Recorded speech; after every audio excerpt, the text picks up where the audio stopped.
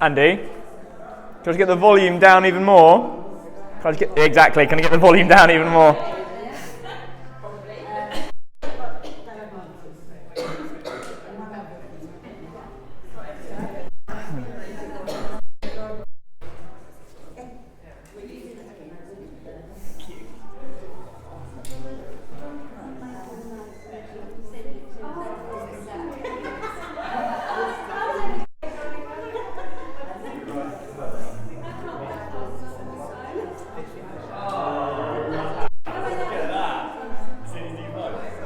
Oh, is it? Oh, wow. Oh, yeah, it's the new one.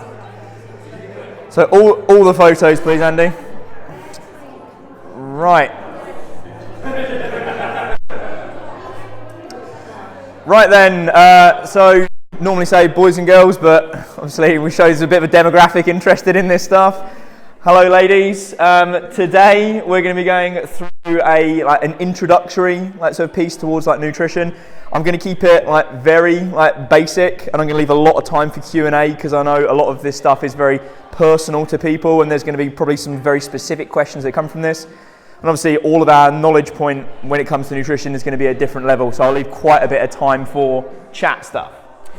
So, why is nutrition important? Well, to go through this stuff, it defines how much how mass we've got on us. It defines how much body fat we've got on us. Stuff that people don't often think about, like hormonal control. We take certain sort of elements of our diet down too low. It can affect, actually, and considering we've got all girls here, it can affect our periods, it can affect our transition, when we go into our menopause. It can be affecting things like sleep, general mood, all that sort of stuff. Recovery, all you girls are members at the gym, so we're training hard, probably, I'm sure, your ability to train hard. Actually, your recovery and how quickly you feel better from doing that exercise is going to be defined by the food you take in. Energy levels, so in a day, do we get that slump down? Do we get tired? Do we feel good, consistently? And if anyone feels cold at any point, guys, just put your hand up so to Alex, try and grab his eye, and we'll bring over a hoodie or something for you, put over your legs or something like that, okay? Aesthetics, generally how you look. So maybe that does come into body composition, the amount of body fat we hold in us, but also, again, we've got all girls here, not to be too patronising, but skin, hair, all that, nails, all that sort of stuff. Generally, how we look, that all comes from food. And longevity, how healthy we are into later life. So that's why it's important. There is other stuff as well, but I'd say those are our biggies. And I'll keep on just scanning through. So, why is it confusing? A lot of stuff is operating off outdated science. If anything makes its way into the public domain, then often it is 20, 30, 40 years out of date. A lot of stuff that actually gets taught in medical school stuff, again, it's gone through so much rigmarole that, again, it's actually not really sort of current anymore. People have got very strong opinions, and if people do have very strong opinions, they're the people you hear quite often. It's the most balanced points of view within nutrition often don't get heard because they're not as passionate about it. There is some ethical concerns within sort of nutrition as well. You know, should we be eating organic? You know, should it all be like grass-fed, like sort of like meats? Should we be eating meat at all? All that different stuff. A lot of time, people are selling us a product, and that's why we hear about it. Obviously, if people have got the ability to make money off of something, then you're going to hear about it a lot more, and they're going to be really sort of on you. Generally, there's a lot of science. To give you a little bit more information about me, I am not a nutritionalist. I'm not a dietitian. I would say, arguably, nutritionalist is a bit of a rubbish, made-up sort of like qualification anyway, and it's not really actually recognised. It's not taught at university. You can't do a nutritionalist qualification at university, and it's, you know, it's just, they're just calling themselves that. That's another conversation for another day. But, you know, there's a lot of stuff to actually like retain and sort of like learn, so it's quite hard for us to actually, you know, learn all this stuff, and this isn't your job, so why do you need to like know all of it, yeah? Social pressure, we're talking about, you know, should you be eating meat? Like, should we be vegans? Like, should we be like eating at certain times and stuff? Yeah, just generally a lot of stuff to remember and actually then like put into your daily life. Oh wow, thank you very much. So again, we're going to go into the basics. We're going to start off with a little bit of stuff in those macronutrients. Show of hands, who's heard of a macronutrient before? Okay, some of us. So protein, fat, carbohydrates. This is what we're going to delve into first of all, and hopefully this should give us the building blocks to understand what is in our food and then help us make educated, like sensible decisions like with our food like in the future. So protein, again, I'm a gym guy, do loads of gym stuff, like loads of weight training, so you probably have heard of protein before. Protein is actually the, I'd argue, is the most important macronutrient, and that's because it is actually the only essential macronutrient. Your body can survive and still like to function without fat. Your body can still survive without carbohydrate. Protein, though, essentially like is the building blocks of like keeps our bodies like there and like sort of developing. It's used primarily for sort of growth and recovery, and when I say growth and recovery, I also mean like sort of repair. So our body is constantly breaking down and rebuilding, cell generation, all that sort of stuff, and that is going to be fueled by protein. So it is pretty important. Actually also plays a large part in sort of a hormonal support as well, and immune system like sort of function. So a lot of people find when they jack up their protein a little bit, if they are lower, they don't get ill as often, they sleep better, loads of different sort of benefits there. Yeah, like I said, you guys are doing stuff in the gym, so it's going to be like important that we get enough stuff there. I would say that sometimes, and again, this is very much like a young, like, you know, 17, 18, 19, 20-year-old sort of like a guy thing. Occasionally they just jack their protein up so high and they're not eating anything else. You know, they're just drinking protein shakes, protein bars, stuff all the time.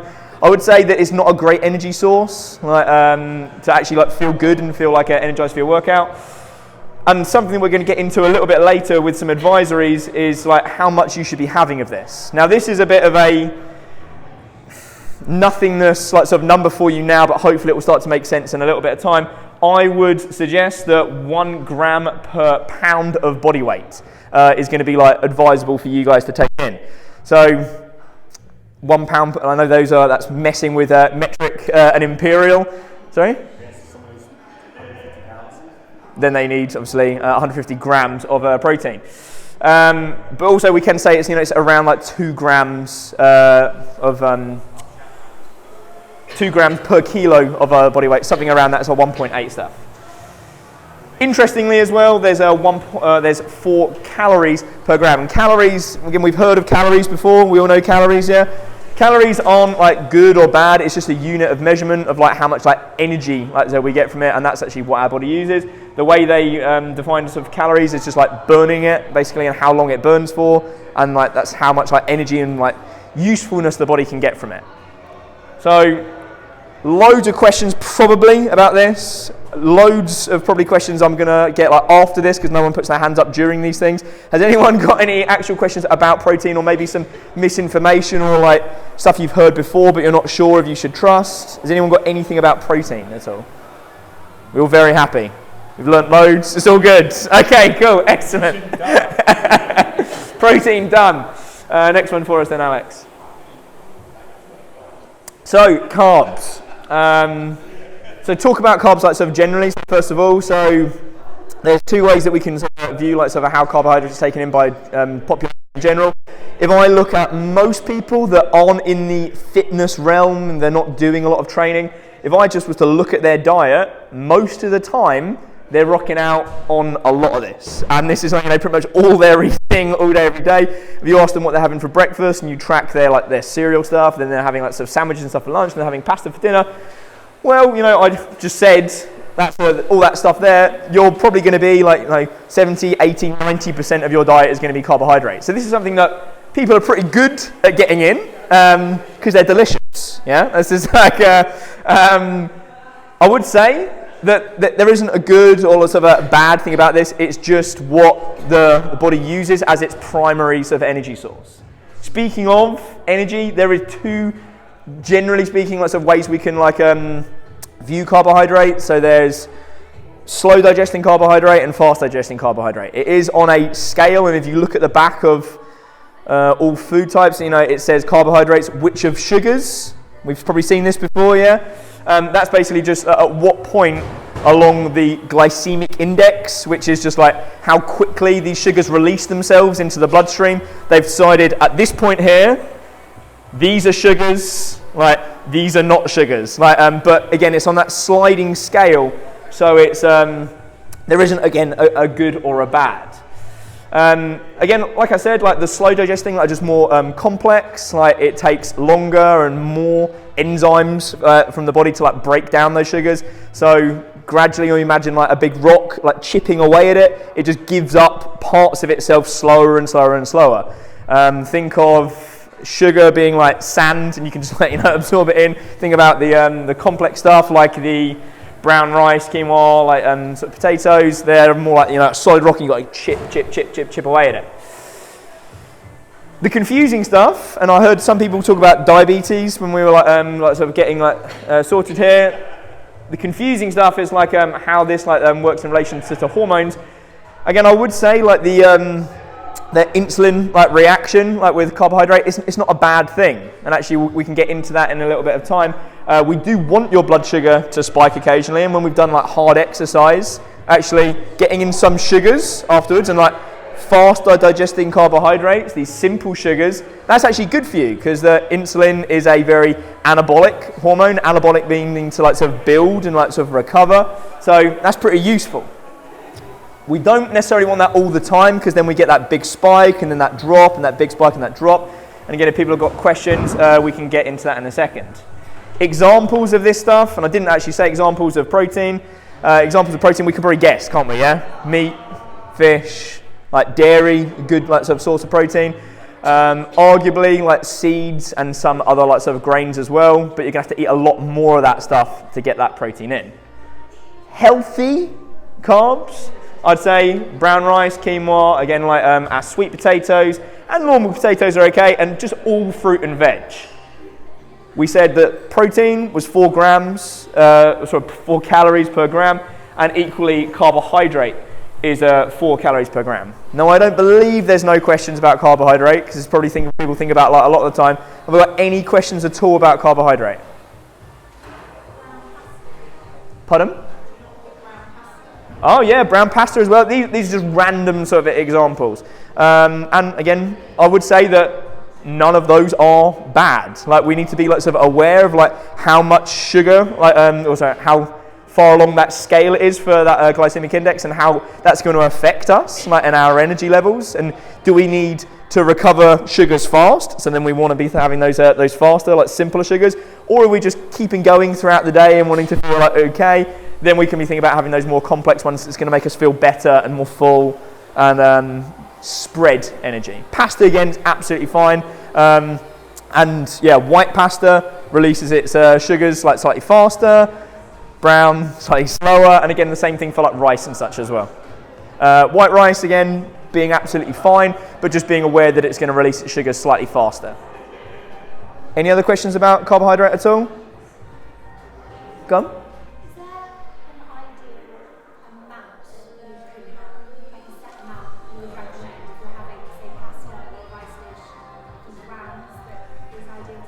So a really, really good question. Like, so depending on if you're looking to like sort of lose weight, sort of gain weight, really the way we should view carbohydrate is this is actually just to support your activity levels. Like, if you're doing a lot of exercise, if you're having a very active day, if you're feeling like slightly tired, then obviously that tells us probably our carbohydrate might be too low. So we'll get to like some advisories because that.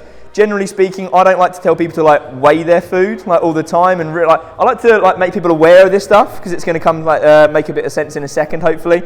But I think weighing your food all day, every day, is a really like unhealthy like sort of like way to deal with food, like emotionally, and like and it's going to be like quite exhausting actually to be constantly tracking that for the rest of life. So we will get to some like little advisories of like visually how to like sort of view that like in a second, but. I'd say experimentation, like start off with like the size of like open palm, like carbohydrate. Be that rice, be that like pasta, whatever. If you feel good on that, that's probably fine. If you feel like an open palm, yeah, that's quite a bit. Like for like a meal, yeah. But So actually, but that's a really interesting thing there, guys. So I've just said an open palm. Yeah, of like sort of rice, like on my plate. Does that, if you visualize, if we might have like a curry or something like that? Yeah. So this is cooked rice in my hand on my plate as an advisory, and then I'm dunking that on my plate. If we visualize my open palm, yeah, of like that amount of rice, is that more or less than you visualize when you think about like having a plate of curry? It's probably about a quarter, yeah, because like, that's how we used to have it. A big like mountain of rice, yeah, and then like your sauce and like your stuff like on top of it. So that's given us a little bit of a hint about maybe how we should be sort of viewing that stuff. Does that make sense? Are we getting cold there? Are you okay? You sure? Okay. Alex, buddy, we can skip to the next one. Cool. All right, guys, so this again, like I'd say that, protein, everyone's heard of protein, everyone sort of like knows about it a little bit. Carbohydrate, again, there's a little bit of misinformation, like should we have it, shouldn't we have it? Like I said, like if you've, like people that have not done lots of any fitness stuff and been out of the fitness realm, they live off carbohydrate, and then the people that have got into a bit of fitness often, cut it out like crazy and think, I've got to avoid carbs like the plague. No carbs before mobs. Anyone heard of that? Yeah. So like, sort of bullshit. Don't really listen to that. Sorry, swearing. Sort of like rubbish, that stuff. Carbs are okay, but we just use them to like fuel exercise really and fuel our activity. Fats, again, a lot of misinformation, a lot of confusion here. Demonized in the 60s, 70s and sort of the 80s now. We're sort of getting away from that and people are accepting that fats are okay. So what do fats do? Like, why are fats sort of useful? So they are actually an okay energy source. Like if I have like sort of fats, I can feel pretty good off that. My body can break that down and use that for energy.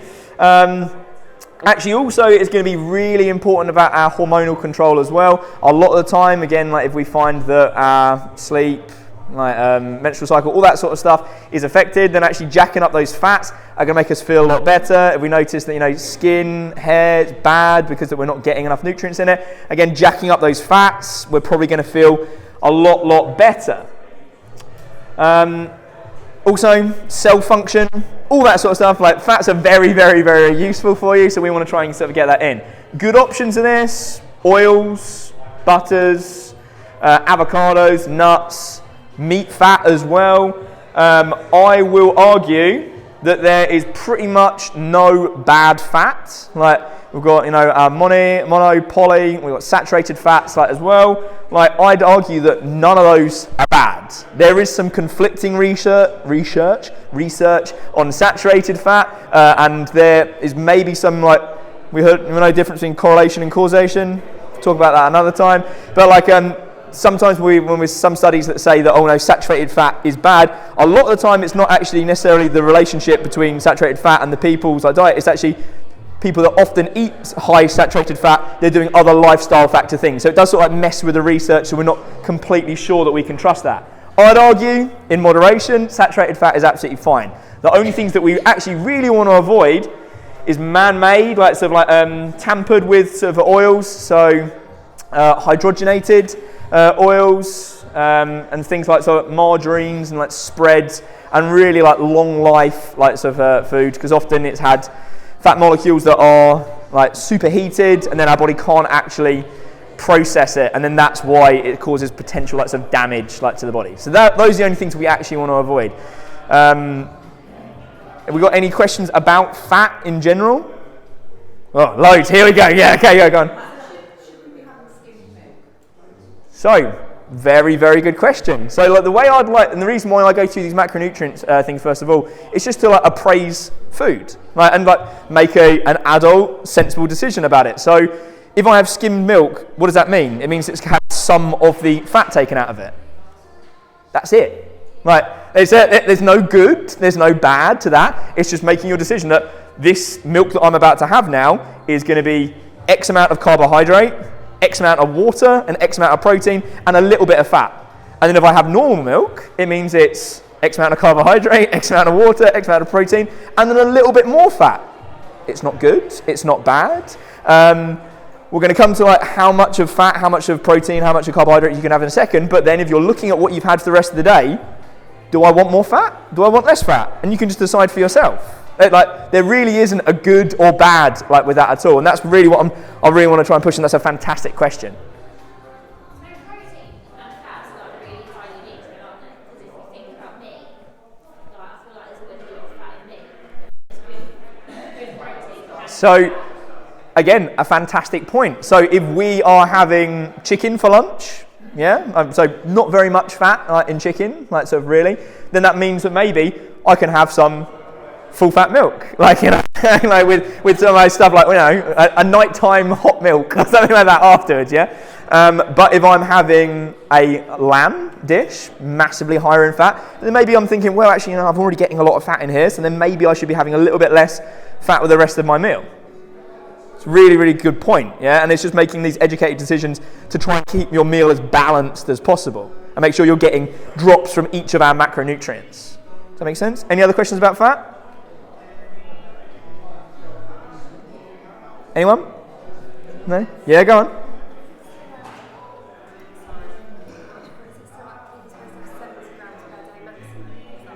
on. Okay, cool. So, like advisories on this stuff, I would say that as long as you get your, we said 1 gram per like pound like of body weight for our protein, it really doesn't matter what you get from the rest of it.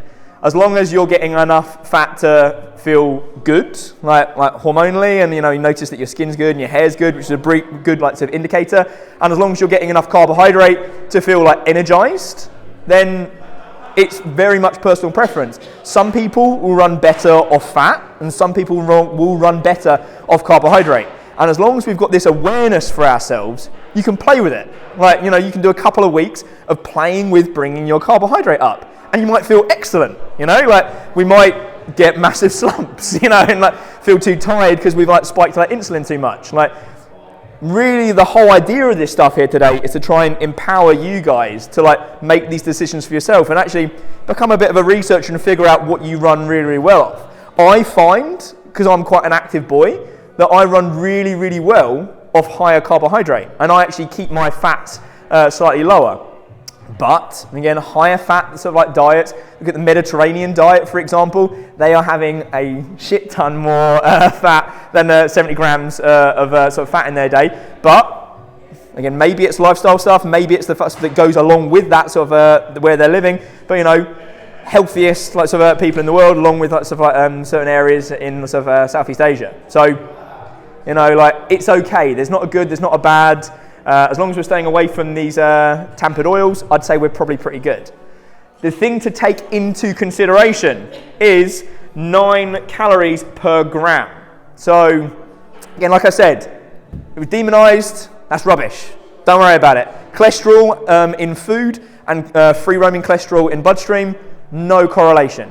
Okay, like, no causation. There is a correlation, like a lot of the time, but actually it's not necessarily going to be like, all the research now basically says that eating high cholesterol foods doesn't give you high cholesterol. It's okay.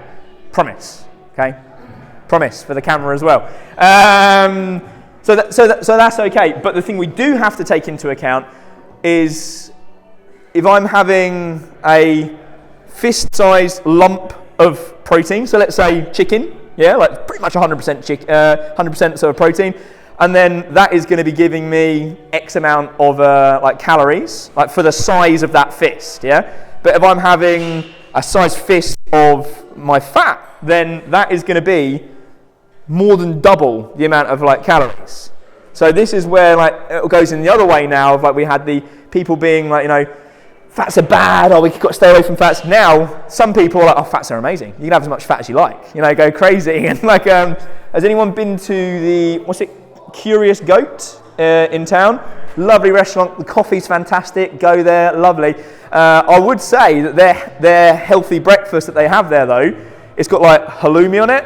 It's got like loads of like oil stuff as well. Like it's got like sort of eggs on there, which is again pretty much like half fat, like half protein. It's got loads of avocado on there as well. It's got like, so it's, you know, undeniably you're getting loads of micronutrients like from it. It's really, really good. But the amount of fat in that meal, like if you're trying to gain weight, it's probably pretty good, you know, like because we just got to be aware that it's like more than, you can eat more than double the amount of the other stuff to fill you up.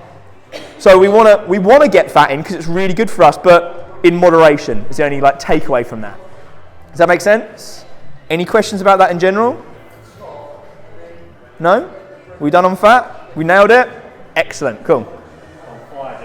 Thank you very much. So yeah, takeaway here, the summary, all of them are needed. The protein one is the one that we want to like think about locking down and making sure we've got it in the levels that it should be, but the other ones are very much like play with it, yeah? Like be aware of not getting too much of the fat in because it's more than double the amount of calories per gram, and being aware that carbohydrate really is to be fueling exercise. Happy? Any more questions about the macronutrients in general? Maybe we'll come more to it in the next bit. Alex, buddy, if you can do the next bit for me. So, these are like some like little takeaway things for me. Like I have been in the fitness realm now for 10 years. Yeah, 10 years, 11 years. Getting old, yeah. I need to shave to look younger again. Look like this guy. So I would say little takeaways for us. Not actually talking about takeaways. Actual things that we can think about doing is that protein should be in every single meal. Very, very important. That's our only like essential thing. Like when we're planning our meals, get your protein in first, and then like plan the rest of the meal around it. The thing I really, really like tell my like personal training clients off for is having this attitude of like naughty food. Like no food is naughty. It is a collection of protein, fat, and carbohydrate, and you need to decide how much protein, fat, and carbohydrate you are allowed and how much you need. And if you decide that you want a donut, well, what do we reckon a donut is? I'd say what, there's apart from delicious, a donut is pretty much fat and carbohydrate. Okay, like so then that's told me that I've got an allowance of fat and carbohydrate from that donut, and like I should be making sure I'm getting like protein and less carbohydrate and fat in the rest of my meals. So sugar is part of the carbohydrate. So it's just like it goes into it. And the only thing I'd say about, has anyone heard of James Smith here? No? It's like in the fitness realm. So there is a bit of a movement now of like saying that, you know, calories are all that matters. And to a degree, it's true. Like if you eat less calories than you need, then you'll lose weight. If you eat, and if you eat more calories than you need, then you will gain weight. And that is like the short and sweet of it. But if I eat loads of high sugar stuff, it's going to massively affect my hormone balance. It's going to massively affect my attitudes to food and my taste buds and stuff like that. And it's going to make it very hard for you to make sensible decisions for the rest of that day, the rest of that week, the rest of that month, constantly like sort of making these right food choices. If I have a donut now, again, it's delicious, and maybe I'll think, okay, I'm gonna have this donut now, and then I'm gonna have less rice later, and then I won't have that halloumi with my meal like this evening. And that's a sensible decision I can make. The problem comes when I have that donut and it's so bloody delicious that I want another one because it's right in front of me and I've had a taste of it. Or it's the fact that I've had it and then my blood sugar goes crazy high, vroom, and then I get a massive spike of insulin, which then brings my blood sugar massively low. And then how do I feel when my blood sugar is really low? I feel hungry, I feel tired, and I think, well, you know, I need something else now. I need another donut, or I need something else. But actually, if I hadn't had that donut, and I'd had a normal meal, then I wouldn't have got that spike up and down, and it empowers me and gives me more self-control and strength to make better decisions later on in the day. I'm not saying you can't have the donut and make that decision, but it just makes it harder for you. So this is the thing about no naughty foods. Try and remove that term from your vernacular. Right? Don't say it, don't think it, just appraise a food as exactly what it is. It's a food and it's a collection of these 3 macronutrients. Does that make sense? Something I'm pretty strict on. Like I said, it's very easy for us to mess up.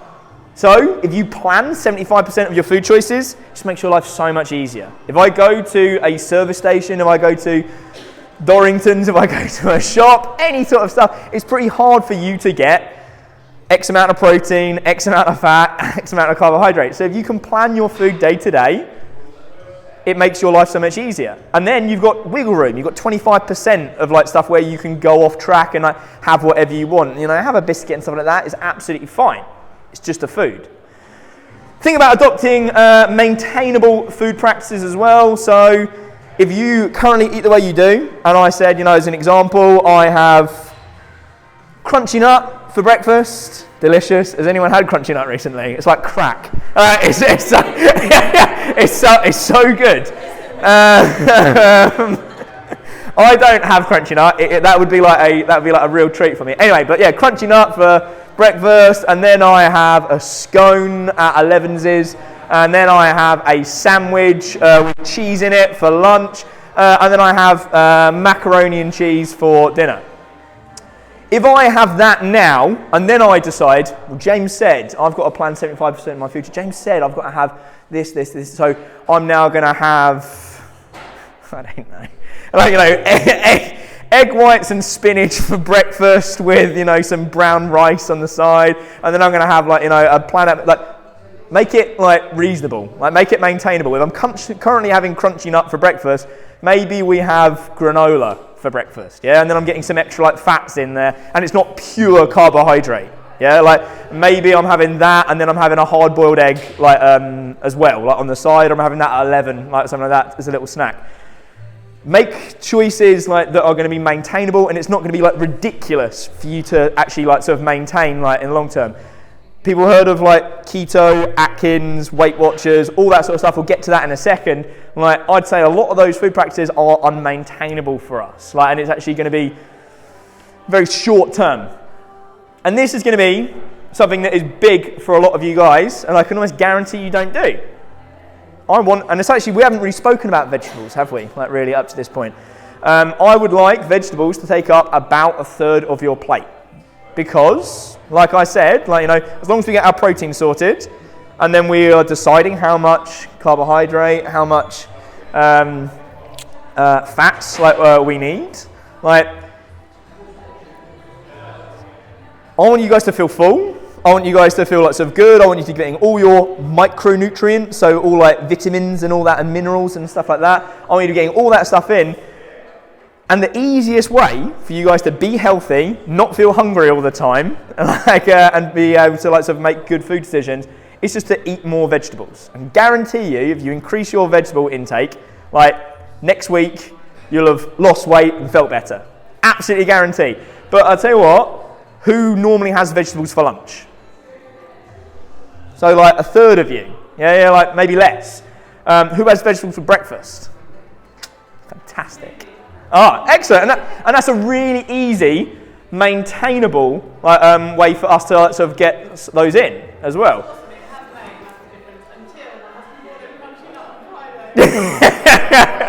Yeah. Again, crunchy nut is just delicious. So we'll leave crunchy nut there.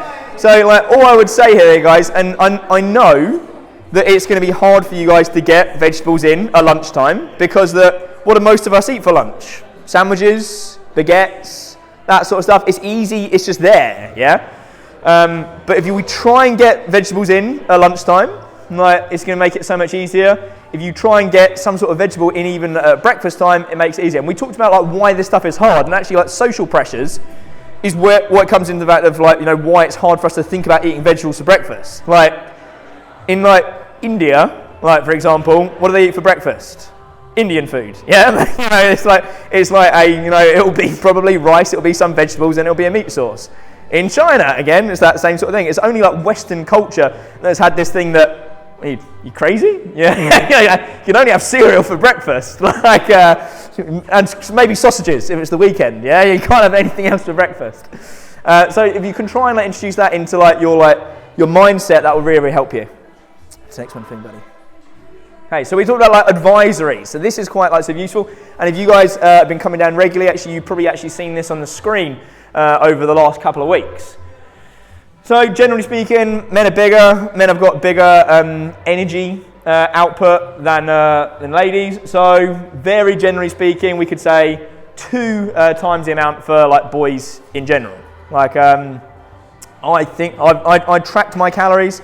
A couple of, and we'll send this out as a PDF to everyone as well. That's on the list as well, so you can keep a record of this. Protein, palm size. Yeah, so that's a chicken breast. Yeah, it's a nice way to think about it. Yeah, it's a small chicken breast for girls, a big chicken breast or 2 chicken breasts for guys.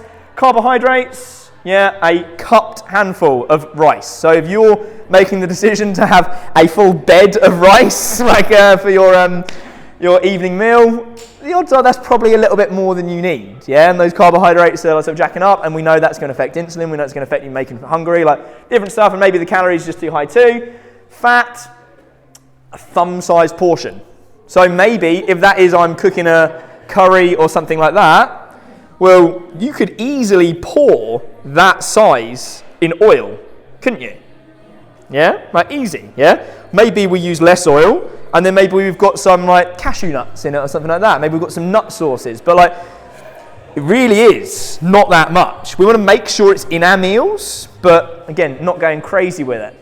And then vegetables, a fist-sized portion. Yeah, so like when we're, and a lovely way to think about this is building like a curry or something like that. I don't know why I've used curry so many times today. Like I don't eat curry very often, honestly. But like if I was to build this, I've got a chicken breast, I've got a handful of rice, I've got either half the oil and then some other like sort of like stuff in it like as well, or maybe I'm using sun-dried tomatoes, you know, I don't know, something like that, but not very much for the size of your meal.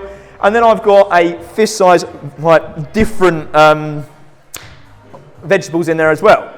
And if we're trying to lose like weight, which you know a lot of us are, we want to be a little bit like leaner in general, then that means we need to be in a slight deficit of how much like calories we're taking in. And because vegetables, there's going to be some carbohydrate in there.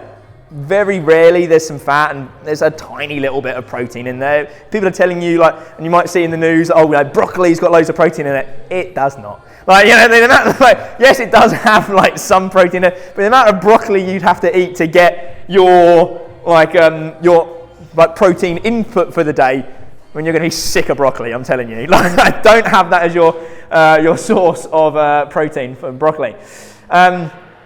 If we maybe had like 2 fists of your vegetables, they're very, very like low in calories in general, because a lot of them is water and a lot of them is indigestible fiber, which is sort of like a secret 4th macronutrient that we haven't really spoken about. But it is exactly that. It is indigestible. Our body, guess what, doesn't digest it, yeah? Like, it's really, really good for digestion function, and there's some little bacteria in there and stuff that can live off it and like sort of use it. But for us, we don't get any energy from it. So if you want to lose weight, crack your vegetables up like crazy and you'll feel full, and we're all laughing, yeah?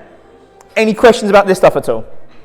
You don't have fruits there at all? It's in vegetables, yeah. And also like it's in, well, depending on the type of fruit it is, it's going to be either like sort of carbohydrate sort of or vegetable. Like if we look at like, I don't know, a watermelon or something like that, really, it's going to be like very low in carbohydrate, and there's a lot of water in it, and there's a lot of like just vitamins and minerals, and there's a little bit of like fiber in there too. I would class most fruit as pure like sub-carbohydrate. If I eat a banana, it's just carbohydrate. Happy? Any other questions about that? I think this is the last one. Cool. Last two here. It's not that easy to see. So I thought it was just interesting to go through this stuff here, guys, because this is the stuff that we're actually like confronted with and hit with, like most of the time, is like seeing all these like sort of bits. Has anyone tried any of these diets at all? Yeah? Yeah? Did they work? Yeah? What one?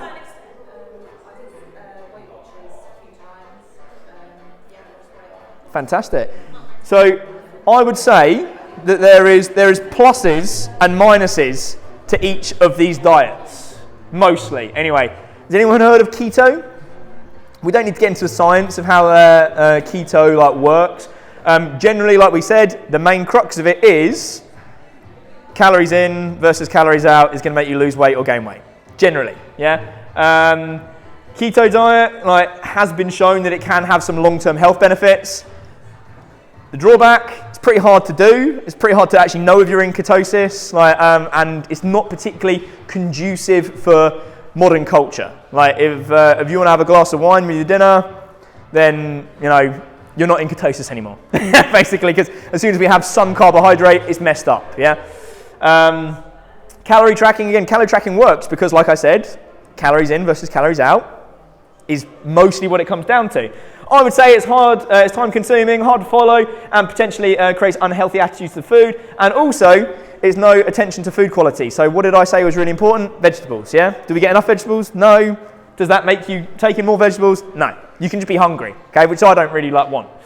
If it meets my macros, same thing really. Atkins isn't really in anymore. It's a bit old, but it's pretty similar to keto. The reason why people find this works is because that their blood sugar isn't being spiked massively, so they don't get those same cravings a lot of the way. So they find it easier to stay strict with their calories, and that's pretty much what it comes down to. Again, doesn't pay attention to food quality. Calories are calories; they can be unhealthy. Weight Watchers and Slimming World. So the reason why I like it, and I think it's absolutely right, is I think it is a bit of accountability. There's a support network with it. It gives you rules to follow. The reason why I don't like it is it Slimming World, you say? Weight Watchers. Okay. Weight Watchers. So, did Weight Watchers teach you any of the stuff that we've spoken about today?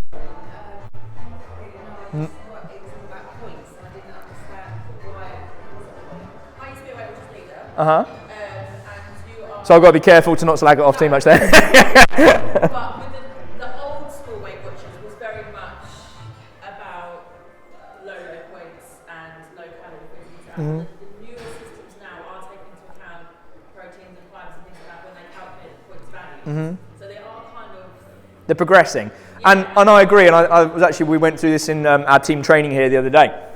And I think they have improved, and actually now they're suggesting exercise and stuff as well, and they're sort of getting behind that a bit more. My problem with it is, as you can see, it doesn't really empower the client. So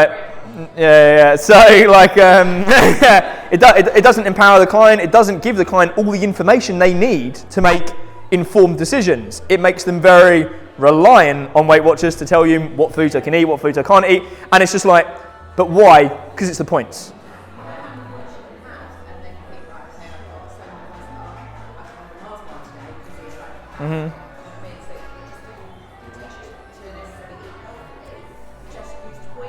There you go. Sorry. And and this is why Weight Watchers is as good as a business model, is because they don't give you the information, then it creates that reliance, because you can't do it without them. But after this, I don't want you to need me too much, and I'm not trying to sell you anything, so I'm just trying to give you as much information as I can. So again, it's some good stuff to it, but if you understand, but if you understand why, and if you actually understand the why, and then you want to use that as a formula and a construct, absolutely fine. But I just think it's good that we've got a good understanding of it. The next one from you, Pally. And then other ones, Light Alive, Cambridge Diet, meal replacement, shakes, Herbalife is a big one now for any of the Instagrammy people out there. Is anyone like work for these guys or do anything? Because I'm going to go in. Like, yeah, terrible. Like, my mum did Light Alive, and I think it is absolutely horrendous. Does give you rules to follow, sort of. I'm trying to be polite and positive on there, really. But there's been like loads of research on it. People lose weight and then put it all back on again. Like massive calorie deficit there. If we put ourselves into about 150 to 200, 300, depending how big we are, sort of calorie deficit, you can feel pretty good. And then, how am I doing for time? Good. Yeah. That's cool. Then I can like lose a little bit of weight and still feel okay, and I can still function. And like my hair doesn't fall out, my nails like keep growing, and and it's all okay. This stuff, it actually damages you. Like, not only is it going to damage your body and actually make certain body systems in your body shut down to actually allow you to keep like trogging on, but also it's going to really massively like affect your relationship with food. And I think it is horrendous, and I think it should be banned. I think it's pretty bad. And it's also expensive. Like, so, like, don't do it. Ever. Like, yeah. Yeah, terrible. Really unethical. Pardon? So, actually, let's be nice here. Let's be polite. The one positive that you could say like from this stuff is if you've got a serious operation and you need to lose weight fast, do that. Isn't that why it was first introduced? Love that. Yeah, and it was. Yes, it was stolen from that. Like for people that like need like emergencies, like surgeries. So, yeah, terrible. Detoxes the body, detoxes itself. Don't detox, that's rubbish, honest. You can eat more fruit and vegetable, like, good, yeah, so that's excellent. But, like, you're not going to get any health benefits from cutting out protein and cutting out fats. And if you're generally doing a detox, that's what ends up happening. We end up, like, so losing those fats and losing those proteins. Liquid diets, sort of the same thing, like, you're in a calorie deficit and that's why you feel good. Might be in some way good for the digestive system, but don't do it, please. And then vegetarian, vegan. Is anyone here a vegetarian or vegan? Cool. Yeah, so it makes it harder, but, you probably have more fruit and vegetables. Well, there's two different ways we can do vegetarians. Like I say, like vegetarians, vegans, we can either eat more fruit and vegetables, which is good, or we end up eating way more processed stuff. I prefer the prior of those two. Like, and that's the best way to make yourself feel good and fill yourself up. And I'd say, it's pretty ethical to the planet. I say this to everyone. I eat a lot of meat, but if the government said we're banning meat, we're not going to eat it, I wouldn't be protesting in the street. I think it's probably a good idea, and it's probably going to happen at some point. Anyway, another conversation for another time.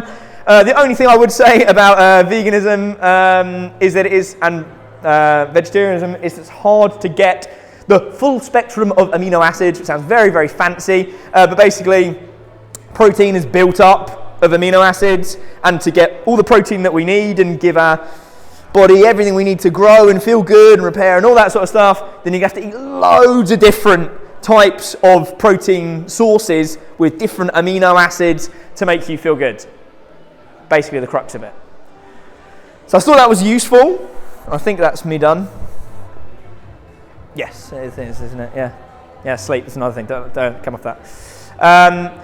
So I thought that was useful because, again, this is the stuff that we mostly see and we mostly hear about. We've still got 8 minutes. Does anyone go? Here we go. Vitamins we get from a shop. So, yeah, so I would say the jury is out on that, like really. There's been quite a lot of research saying like how sort of good it is for you. If you've got a serious deficiency and then you're told you need certain vitamin and mineral, then yes, it's probably good. But how much is your body going to actually absorb it if you're actually sort of taking it in? why not? My thing to that is that why do you feel you need it? So It will excrete anything it doesn't need, though, in terms of most vitamins. often, well, some for sure, and there's some actually it can build up. And actually, like if vitamin D, for example, is incredibly important. It affects. What's it?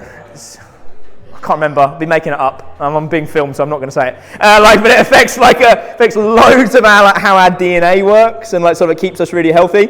And actually, if we don't have enough vitamin D, then it causes loads and loads of health problems. But if you get too much vitamin D, it actually causes exactly all those same issues in reverse. So we don't want to be getting sort of too much of this stuff anyway. But what I would say is that I said vegetables are very, very filling. Yeah, because of why?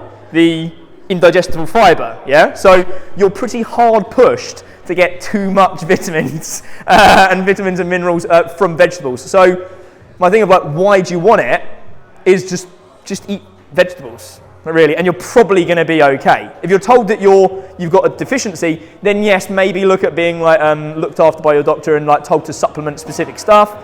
But generally speaking, I wouldn't really worry about it.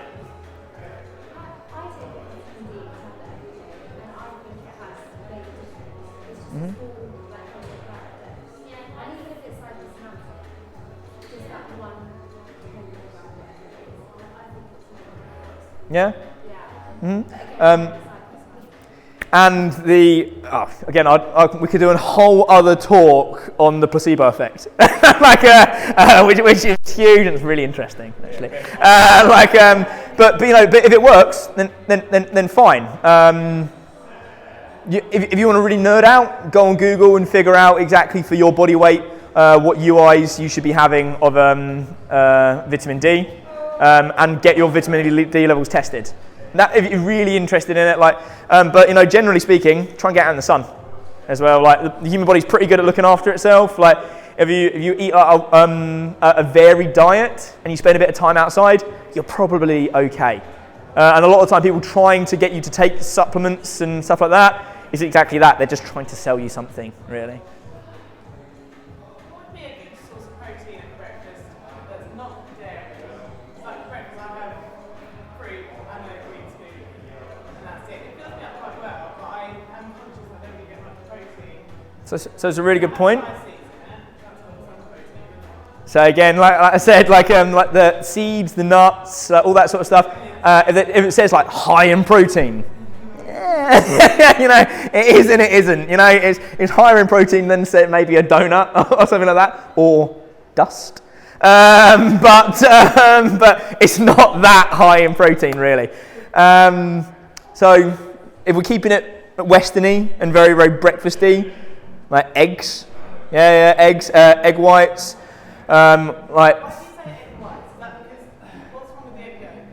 So this is a really good point. So again, if we're appraising food and we're breaking it into our 3/4 macronutrients, I say 4 because we've introduced fibre now and we're making ourselves aware of that.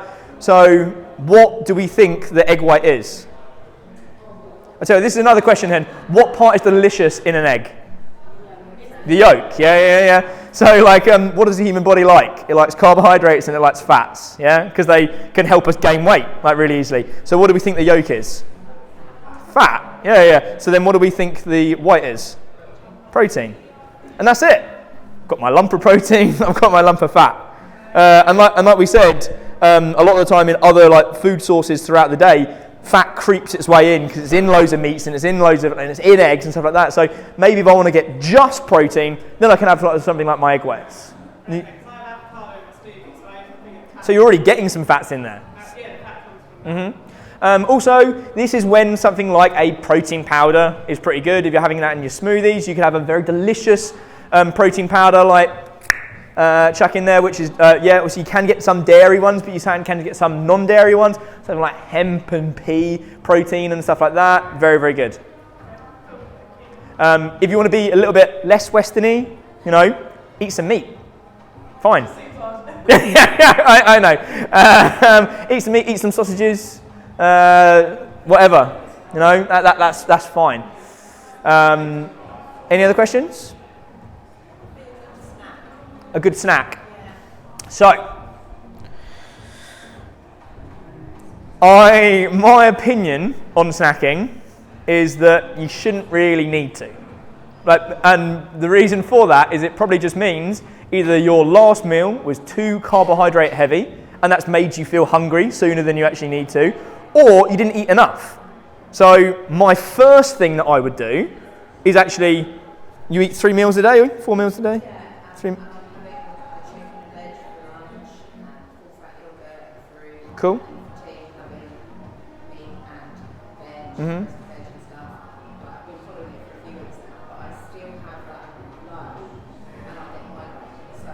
Okay.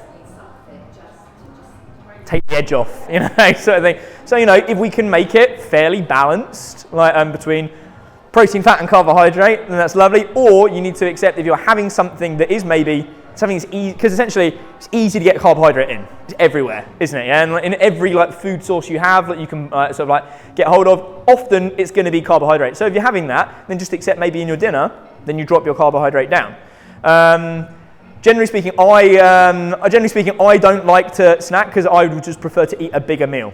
And I'd maybe, if it was possible for you to split your lunch in 2 and then have your first lunch at 12 and then your second lunch at 2 or 3 or something like that, and that would probably be better, arguably. Also, there's other things is that just habit? Is it the fact you're thirsty? Is it the fact you didn't get enough sleep? There's why do we need that snack? Maybe it's just it's just ritual for you. You're expecting sort of food at that time. So maybe we thought if it's possible with your work life, so balance, to split that lunch, have another meal, smaller lunch, and then have it again later on. It's a good idea.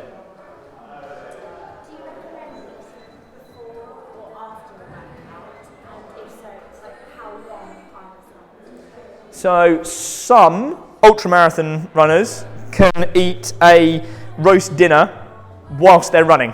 So I would say the thing of when you should eat in relation to when you're sort of training, it's going to depend on personal tolerance. It's going to take about 20 minutes for you to get carbohydrate, depending on the type of carbohydrate it is, unless if you're drinking a glucose drink, a Lucozade, that's touches your lips, it's pretty much in your bloodstream, straight away. And if it's not actually in you, so if you're not getting the effects of it, we talked about placebo stuff as well, you're probably going to feel just as soon as it hits your tongue, you're probably going to feel slightly energized.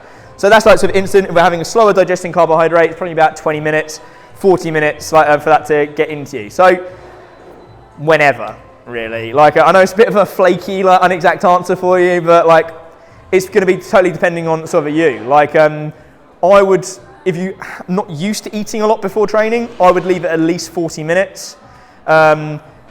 Bit of interesting thing about digestion, body digests carbohydrate very, very well and very easily, and that's the first thing that passes through you. Fats are a slower digesting molecule, or macronutrient, and so often if you eat, think about this, so imagine doing burpees or going for a run, and you've just half an hour before you've had a full fat thing of milk, or you've had something that is very, very fatty, like lamb or pork or something like that. You can taste it, can't you? But if you'd had some rice crackers, or something that's a bit more plain and it's just carbohydrate, then you're fine. And that's because the body just is taking long to digest it, and it doesn't really like to be sort of moving around at that time. So I'd say before training, keep it to more carbohydrate, keep it to more protein, because that's what your body needs, and that's what it actually is going to sort of like to use. You got any questions, Jenny? No?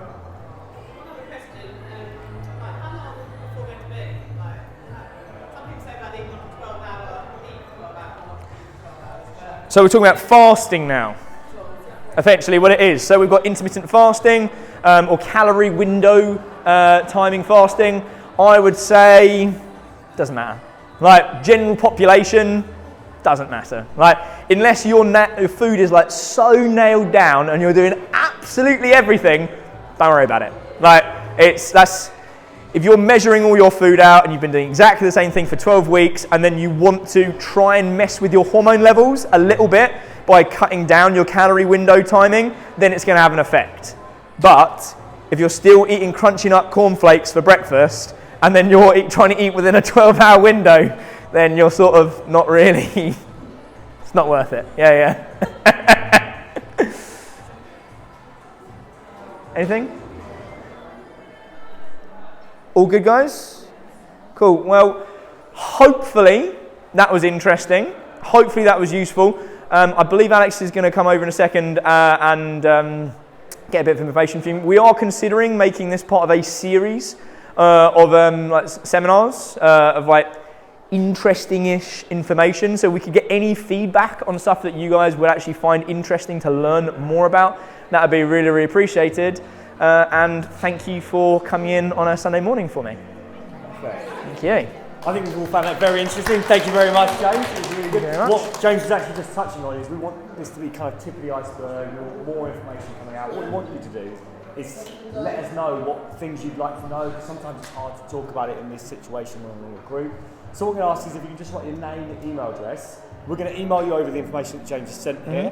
We're also going to ask for a quick survey to give us some feedback of things that we would like to cover in these future ones. As I said, we want to make it kind of like a series, so that we can say, right, today we're going to cover this bit here. Because James touched on things that probably needed longer to touch on. He's got loads more slides, as we flipped over accidentally too, that we will hopefully cover later on. So I'm going to pass this round.